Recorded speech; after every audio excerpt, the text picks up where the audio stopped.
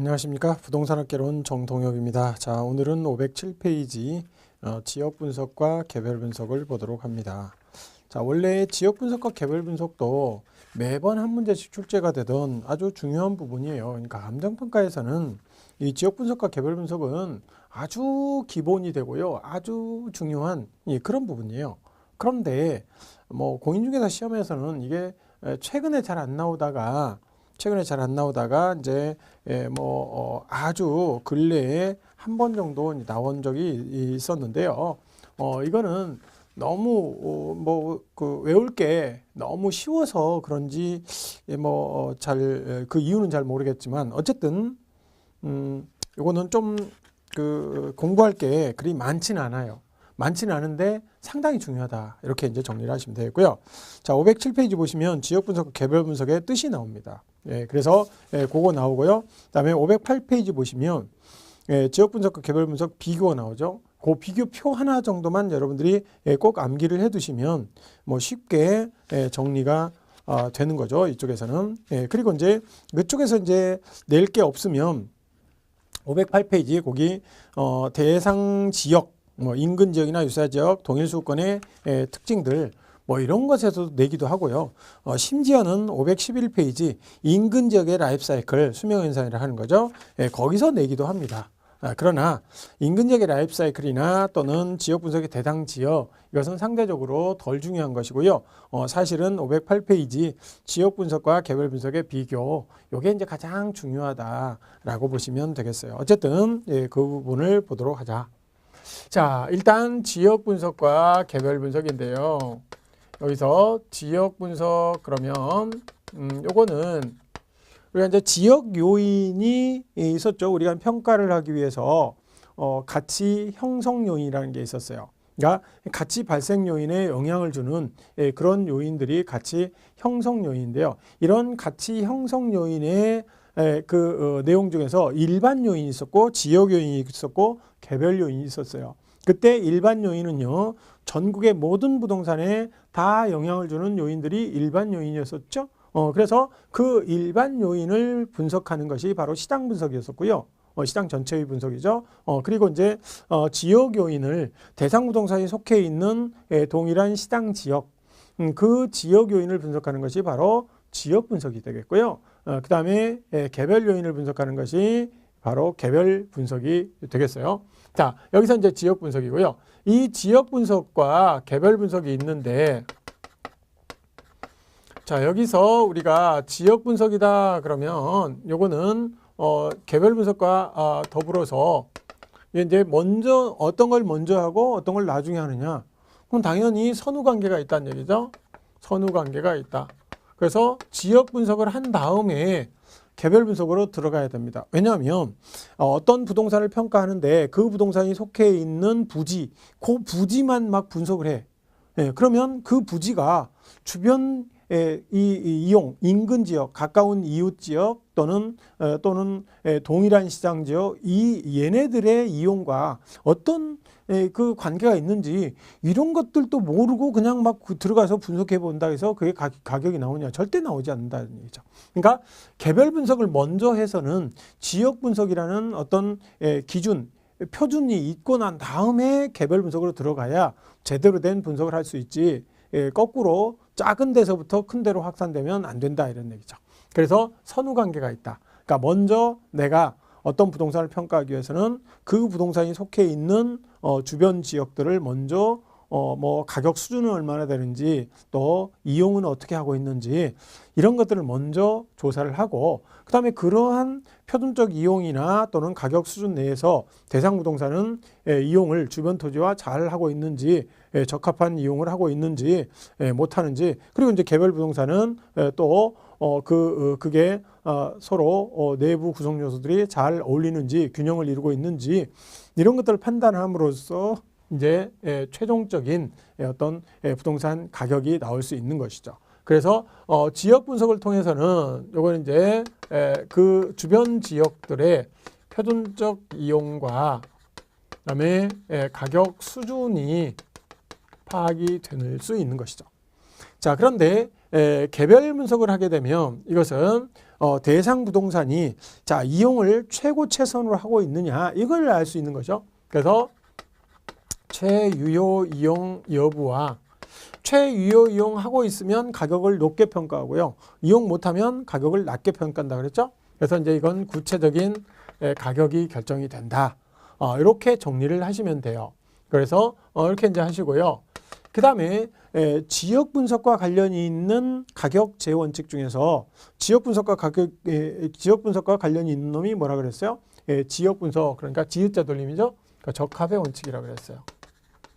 적합의 원칙은요, 내 부동산의 이용이 주변 토지 이용과 어울리는 이용을 하고 있느냐. 그러니까 주변 토지 이용을 지역을 분석해 봤더니 그 표준적 이용이 주로 주거지로 이용하고 있더라. 그럼 나도 주거지로 이용할 때가 적합한 원칙이 되는 것이지, 주변이 다 주거지로 이용하고 있는데 나만 그냥 무슨 거기다 나무 심어 과일 나무 심어서 과수원으로 이용해.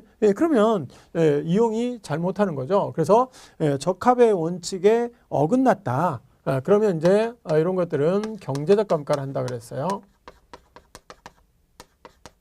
그러니까 주변 토지 이용과 어울리지 않거나 또는 주변에 내 부동산은 잘 꾸며져 있는데 주변에 무슨 쓰레기 소각장이 생겼다. 그럼 내 가격을 떨어뜨릴 수밖에 없는 거죠. 그래서 이제 이 경제적 감가를 하게 되겠고요.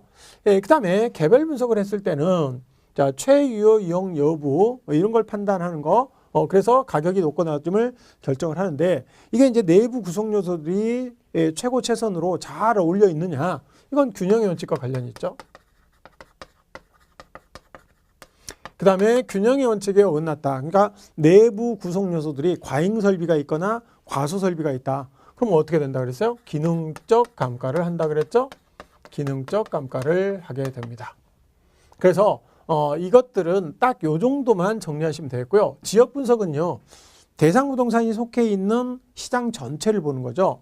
그래서 이제 요 놈은 전체적 분석, 또 광역적 분석, 또 거시적 분석 이렇게 얘기를 하고요. 개별 분석은 뭐냐면 전체를 보는 게 아니라 대상 부동산만 보는 것이죠. 그래서 전체 분석에 상대적으로 부분적 분석, 또 광역적이 아니라 구체적 분석, 그리고 미시적 분석 이렇게 얘기를 하겠죠. 그래서 이제 이렇게 정리를 하시고요. 얘네들은 지역 분석의 근거가 되는 부동산 특성은 지역성. 이제 지역성이 되겠죠. 지역성. 그리고 개별 분석의 근거가 되는 것은 각각 틀리니까 개별성이 되겠고요. 그 다음에 이 두 가지를 공통적으로 가지는 것이 부동성이 되겠어요. 그러니까 부동산이 움직이지 못하니까 지역성을 가지는 것이고요. 부동산이 딱 고정이 되어 있기 때문에 그게 그 위치마다 개별적으로 다 개별성을 가지고 있는 것이죠. 부동성은 양 분석, 지역 분석과 개별 분석 모두에 영향을 주는 특성이고요. 그 다음에 지역성은 지역 분석과 그 다음에 개별성은 개별 분석과 관련이 있다. 그러니까 이런 것들 문제로 나오겠어요?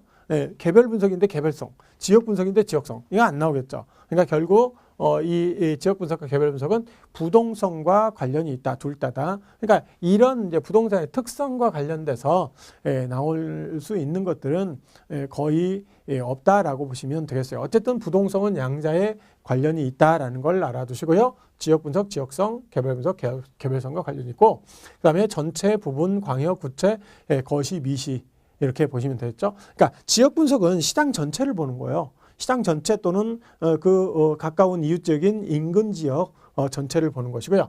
개별 분석은 해당 부동산, 토지와 건물, 그놈을 보는 것이죠. 그래서 이렇게 이제 정리하시고요. 이것을 암기를 해야 되는데 암기를 하실 때는 이렇게 이제 암기를 하시면 돼요.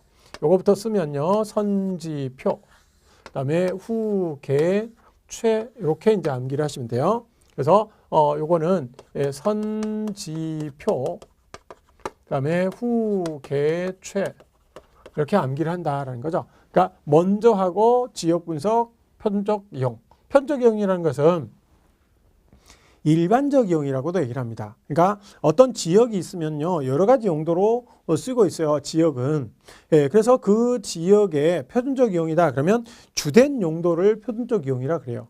그러니까 그 지역에서 주로 어떤 용도로 쓰고 있느냐. 그게 주된 이용 또는 일반적 이용, 표준적 이용 다 똑같은 얘기입니다.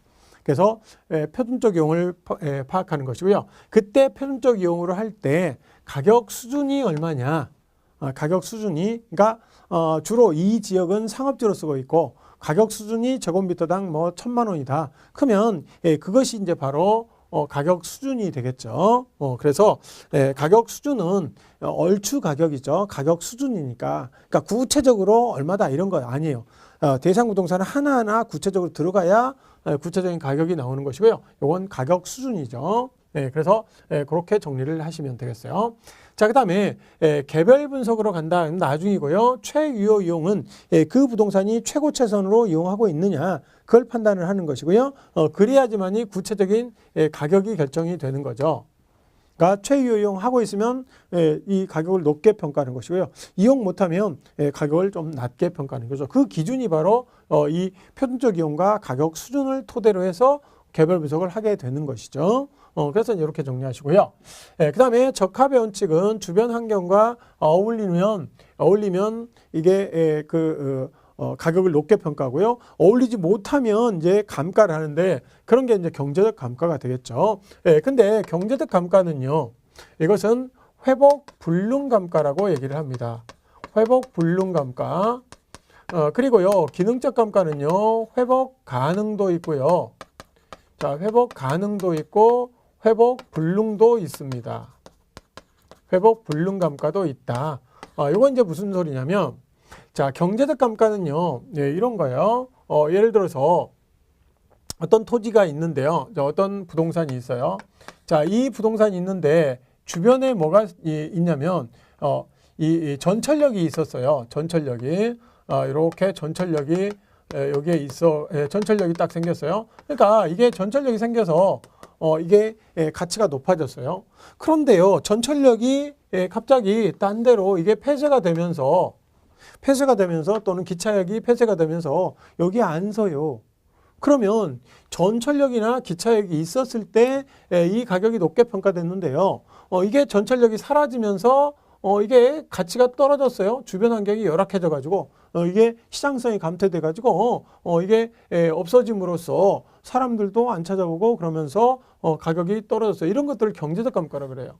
그러니까 외부 감가죠. 그러니까 내 부동산의 어떤 상황과는 전혀 관련이 없이 주변 환경에, 그러니까 백화점이 있다 없어지거나 아니면 무슨 뭐 여기에 뭐 쓰레기 소각장이 막 생기거나 이러면 경제적 감가가 생기는 거죠. 자, 그러면 이때 이것을 회복 불능, 회복 가능 불능을 판단할 때는 이게 이제 회복 비용이라는 게 있겠죠. 회복 비용, 회복 비용과 가치 하락분. 다시 가치를 올리는 그런 부분. 자, 이렇게 회복 비용을 들였을 때 그의 가치 상승분보다 회복 비용이 더 크다. 그러면 회복을 하는 게 좋겠어요? 안 하는 게 좋겠어요? 당연히 안 하는 게 좋겠죠. 왜냐면 여기다가 내가 전철을 만들어야 돼요. 이게 예를 들어서 100원이 가치가 떨어졌는데 이 100원을 올리기 위해서 전철을 만들어야 돼? 전철역을 만들어야 돼? 그럼 전철역 만드는데 100원만 들겠어요? 엄청나게 수억 들겠죠? 근데 이게 100원밖에 안 올라가니까 이게 가치 상승보다 회복 비용이 크다. 그러면 이제 이것을 회복 불능이라고 얘기를 합니다. 그런데요, 회복 비용보다 가치 상승 부분이 커요. 만약 예를 들어서 이게 건물이 무슨 뭐 엘리베이터가 없어. 그래가지고 가치가 100원이 떨어졌는데 엘리베이터 만드는데 들어가는 비용이 50원 들어가. 그러면 회복 비용이 50원이고요. 그러면 이게 가치가 다시 100원이 올라가죠. 그러면 이게 더 크잖아요. 회복 비용보다 가치 상승분이 더 크다. 그럴 때는 그건 회복 가능이죠. 그래서 이 기능적 감가는요. 기능적 감가는 내부 감가는 회복 가능도 있고 회복 불능도 있는데 회복 가능이란 소리는 내가 회복 비용을 들였을 때 그거보다 가치 상승분이 더 크다. 그럼 회복 가능한 거예요. 돈 들여서 고칠 수가 있죠. 그러나 회복 비용보다 가치 상승분이 적다. 그런 것들은 회복 불능 감가라 그럽니다. 그러니까 경제적 감가는 거의 회복 불능감가입니다. 그러니까 주변에 백화점이 있다가 없어짐으로써 내 가격이 1억이 떨어졌다. 그럼 백화점을 내가 만들면 되죠. 근데 백화점 만들려면 1억만 되겠어요? 훨씬 더 많은 회복비용이 들어가겠죠. 그러니까 못 만드는 거예요. 그러니까 경제적 감가는 회복 불능입니다. 그렇지만 기능적 감가는요, 회복 가능한 것도 있고 불능한 것도 있다. 이렇게 정리를 하시면 되겠어요. 어쨌든 이런 것까지 세세한 것까지는 나오지는 않습니다. 그러나 회복 가능하냐 불능하냐 이런 것들은 좀 이해를 해 두실 필요가 있겠죠. 무조건 경제적 감가는 회복 불능 감가고 기능적 감가는 가능한 것도 있고 불능한 것도 있다. 이렇게 정리를 하시면 되겠죠. 자, 다시 한번 외워보면요. 선지표 후계최가 되겠죠. 예, 그리고 또 한 가지는 우리가 이제 여기서 지가 되겠죠. 그래서 지지지, 그 다음에 여기 개별 분석은 그 균형의 원칙, 기능적 감가, 지지지, 이렇게 암기를 하시면 이게 다 외워지는 거예요. 여기서부터까지. 그래서 선지표, 후계최, 지지지, 하면 전체가 암기가 되는 것이고요. 요것을 기준으로 해가지고 여러분들이 공부를 하시면 됩니다. 그래서 요거는 그 508페이지 거기에 나와 있습니다. 거기 이제 지역 분석과 개별 분석 그 내용들이 쭉 정리가 되어 있고요. 요거는 반드시 알아두시고요. 그 다음에 거기에 이제 지역 분석의 대상 지역이 있죠. 자, 요 지역 분석의 대상 지역입니다. 지역 분석 대상 지역 이렇게 얘기를 하는데요. 자, 지역 분석 대상 지역은요. 일단 인근 지역이 있어요. 자, 첫 번째 인근 지역. 그 다음에 두 번째로는 유사 지역이 있습니다. 그리고 세 번째로는 동일 수급권이라는 게 있어요. 동일 수급권. 이렇게 이제 세 가지 지역이 있는데요. 자, 여기서 인근 지역이다. 그러면 대상 부동산이 평가하려고 하는 대상 부동산이 이렇게 있어요. 그러면 그 대상 부동산 주변 지역, 주변에 가까운 이웃 지역을 이게 인근 지역이라고 얘기를 합니다. 그리고요, 인근 지역은 말 그대로요. 이웃 인자고요. 가까울 근자예요. 그러니까 인근 지역 그러면 가까운 이웃 지역, 가까운 이웃 지역이다 이런 소리죠. 그러니까 가까운 이웃 지역은 뭐냐? 대상 부동산이 속해 있고요. 대상 부동산의 어떤 이용과 거의 유사한 이용을 하고 동일한 이용을 하고 있고요. 그다음에 요거와 가격 수준이 동일한 지역이 있겠죠. 그래서 예를 들어서 강남이다. 그러면 뭐 제곱미터당 뭐 1억인 뭐 상업지다. 그러면 그 언저리가 이렇게 이 범위를 정해서 그거는 제곱미터당 1억 정도 가는 토지 또는 5천만 원 가는 토지 어디까지냐 대충 지역이 정해지겠죠. 그러면 인근 지역이 바로 강남역 사거리 주변 뭐 반경 뭐 500m 그러면 이제 그 제곱미터당 5천만 원 이렇게 상업지로서 제곱미터당 5천만 원 그게 바로 인근 지역이에요. 그러니까 강남 내거리, 강남 사거리에 있는 땅을 평가를 하고 싶은 거죠. 그럼 이제 그게 대상 부동산이고요. 그 대상 부동산에 속해 있는 지역으로서 강남에 있는 그런 강남역 사거리에 있는 가격 수준이 동일한 뭐 제곱미터당 5천만 원짜리 그 정도 수준이 되는 범위가 어디까지냐? 그게 바로 인근 지역이다. 가까운 이웃 지역이에요. 그래서 요 인근 지역의 특징은요. 첫 번째 대상 부동산이 평가하려고 하는 대상 부동산이 속해 있다라는 거죠. 속해 있는 지역입니다. 자, 두 번째로는요. 대상 부동산이 속해 있기 때문에 자, 여기 강남 내거리에서 강남 사거리에서 무슨 개발 행위가 생기고 무슨 어떤 지역 요인이 바뀌고 뭐 이렇게 된다 그러면 개발 행위가 일어나면 바로 그 부동산에도 대상 부동산에도 직접적으로 가격 형성에 영향을 주겠죠. 여기서 막 개발 행위가 막 무슨 계획이 발표되고 막 이렇게 됐다. 그러면 즉각적으로 자, 대상 부동산의 가격 형성에 직접 영향을 줄 수 있는 지역이다라는 거죠.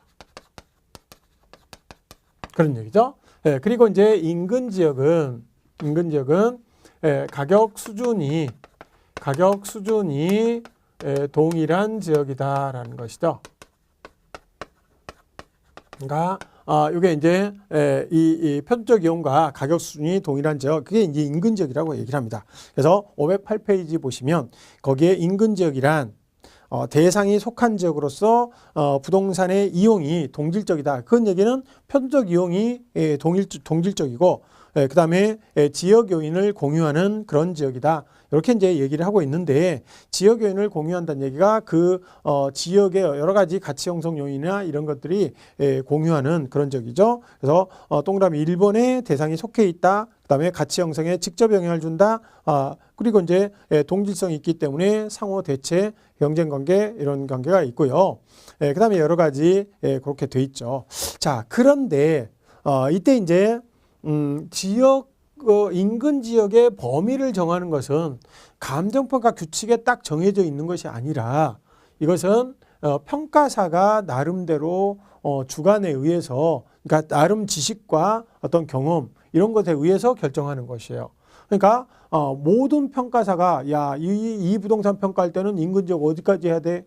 이렇게 할 수가 없다는 얘기죠. 그건 이제 평가사 나름의 어떤 주관적인 판단에 의해서 해야 된다라는 거 알아두시면 되겠고요. 자, 유사 지역은 뭐냐?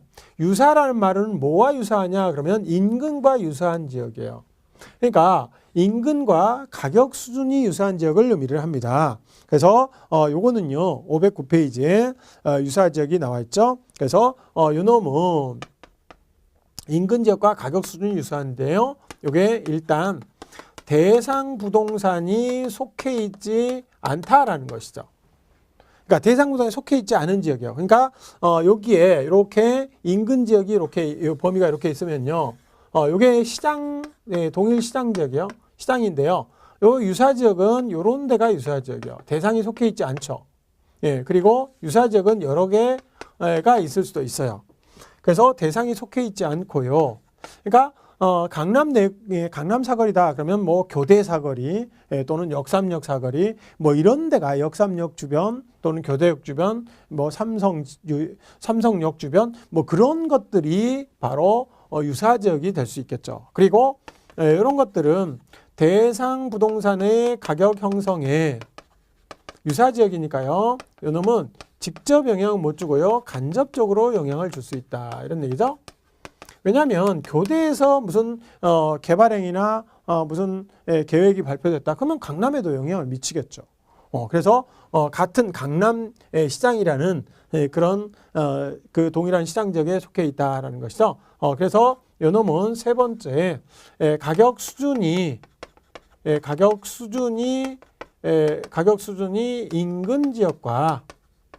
인근 지역과 유사한 지역이 되겠어요.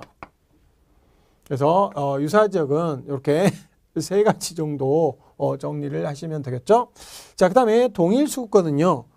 동일한 수급이죠. 수요와 공급이 동일하게 일어나는 지역. 그러니까 수요와 공급이 일어나는 지역은 시장이죠. 그래서 이제 권이 지역이니까 동일 시장 지역이다. 이렇게 이제 정리를 하시면 되겠죠. 동일한 시장 지역. 그러니까 강남역 사거리에 있으면 이게 이제 역삼역이나 교대역 이런 걸 주변을 다 묶게 되면 그게 이제 강남의 부동산 시장, 강남의 부동산 시장 이렇게 이제 넓은 동일 시장 지역이 정리가 되겠죠. 그래서 이제 이거는 이 대상 부동산과 대체 경쟁 관계에 있는 부동산이 속하는 가장 넓은 지역. 그러니까 강남역 내거리에 있는 부동산이다. 그러면 이제 강남 전체 부동산 시장에 있으면 그놈하고 서로 대체 경쟁 관계가 성립하겠죠. 그래서 동일 수권이라는 것은 509페이지 거기 동일 수권이 나오죠. 대체 부동산과 대체 경쟁 관계 성립하고 가치 형성에 서로 영향을 미치는 관계에 있는 부동산이 속하는 넓은 권역을 얘기를 하는 것이죠. 그래서 요거는 인근 지역과 유사 지역을 포함하는 그런 것이죠. 그러니까 대상 부동산과 대체 또는 경쟁 관계에 있고 경쟁 관계에 있는 부동산 이런 부동산이 존재하는 시장 넓은 권역을 얘기한다. 이 정도 정리를 하시면 되겠죠. 그래서 동일 수급권은 동일 시장 지역이다라는 것이죠. 시장 지역. 동일 시장 지역이고요. 이놈은 인근 지역과 유사 지역을 포함한 그런 지역이다. 그러니까 인근 지역은 딱 하나밖에 없겠죠. 동일 시장 지역이 하나만 있는데 유사 지역은 여러 개 있을 수도 있어요. 그러니까 그런 것들을 전부 합친 게 동일 수급권이다. 그래서 이제 그런 동일 수급권의 범위는 주거지 같은 경우는 보통 통근 가능 거리로 보고요. 상업지는 동일 상권, 즉 동일 배후지, 그다음에 공업지는 이 경제성이나 능률성 이런 것들을 가진 대체성을 가진 토지가 존재하는 넓은 즉 생산성이 같은 그런 것들을 얘기를 하고요. 후보지나 이행지 같은 경우는 이게 용도가 전환 중인 토지죠. 그러니까 이제 전환 후의 용도를 기준으로 해가지고 주거지 같은 경우는 주거지로 전환되고 있다. 그러면 주거지의 통근 가능권 이런 것들을 후보지나 주거지 이행지의 동일 수권으로 볼 수가 있다라는 거죠. 판단할 수가 있다. 그런데 문제는 뭐냐면 이게 너무 오래 걸리거나, 그러니까 전환 속도가 너무 늦거나 아니면 그 성수도가 너무 낮으면 그때는 전환 전의 용도를 기준으로 해라라는 것이죠. 그게 이제 그 후보지나 이행지에서 이때 이제 동그라미 1번, 동그라미 1번들이 각각 그런 얘기죠. 후보지의 성숙도가 너무 낮은 경우에는 전환 전의 용도를 기준으로 해라. 그러니까 보통은 뭐 전환 속도나 성숙도 이런 것들이 뭐 적당하다라고 하면 전환 후의 용도를 기준으로 하지만 이 너무 낮은 경우에는 전환 전의 용도를 기준으로 한다라는 거 정리를 하시면 되겠죠. 그러니까 여기서 이제 주의하실 것은 후보지나 이행지 같은 경우에는 이건 이제 보통 전환되고 있으니까 전환의 첫 번째 전환 후의 용도를 기준으로 동일 수권의 범위를 잡으면 되는데요. 너무 전환 속도가 너무 느리거나 아니면 성숙도가 너무 낮거나 그러면 전환 전의 용도를 기준으로 해라. 그런 얘기죠. 그래서 요것만 좀 주의하시면 되겠어요. 후보지나 이행지. 자, 그 다음에 511페이지 인근지역의 라이프 사이클. 자, 요거 인근지역의 라이프 사이클은요. 라이프 사이클은 수명 현상이라고도 얘기를 합니다. 그래서 인근 지역의 라이프 사이클은요, 보통 어떤 인근 지역이 있으면 대상부동산에 속해 있는 지역이죠. 그래서 인근 지역의 라이프 사이클을 이렇게 이제 정리를 하는 거죠. 이게 인근 지역이다. 대상이 속해 있는 지역이죠. 지역으로서 이게 이제 전체적으로 개발이 동시적 개발이 있다라는 걸 전제로 하는 거예요. 전제가 동시적으로 개발이 이루어져야 되겠고요. 그러니까 어떤 한 지역만 개발이 이루어지고 다른 지역 개발이 안 이루어진다. 그러면은 이쪽 반절만 된다. 그러면 이 가격 수준이 틀려버리잖아요. 그러니까 이럴 때는 동시적 개발 전체가 다 동시에 개발이 된다는 걸 전제로 하고 있습니다. 그것도 알아두시고요. 자, 두 번째, 요 인근 지역의 라이프 사이클이지만 토지의 뭐 흥망성쇠 이런 것이 아니고 요거는 이제 건물의 상태를 기준으로 인근 지역의 라이프 사이클을 정리를 한다. 이렇게 이제 두 가지 전제 조건을 보시면 되겠어요. 그래서 건물의 동태적 형상에만 착안한다. 이런 것들을 꼭 알아두시고요. 요게 이제 인근 지역의 라이프 사이클은 보통 이제 100년을 기준으로 100년 정도를 기준으로 한다. 이 정도 이제 정리를 하시면 되겠네요. 자, 그래서 이게 부동산 가격이고요. 그리고 이제 이게 시간이다 이렇게 봤을 때 시간축이다 그랬을 때 일단 이렇게 그 성장기 여기 이제 성장기 그다음에 성숙기 그다음에 여기 쇠퇴기 그다음에 천이기 그리고 악화기 뭐 이렇게 정리가 될 수 있겠죠.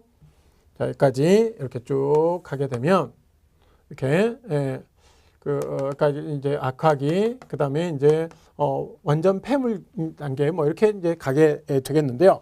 자, 여기서 성장기 때는 성장기, 첫 번째 성장기가 되겠어요. 두 번째 성숙기, 세 번째가 쇠퇴기, 네 번째가 천이기, 다섯 번째가 악화기 뭐 이렇게 되어 있고요.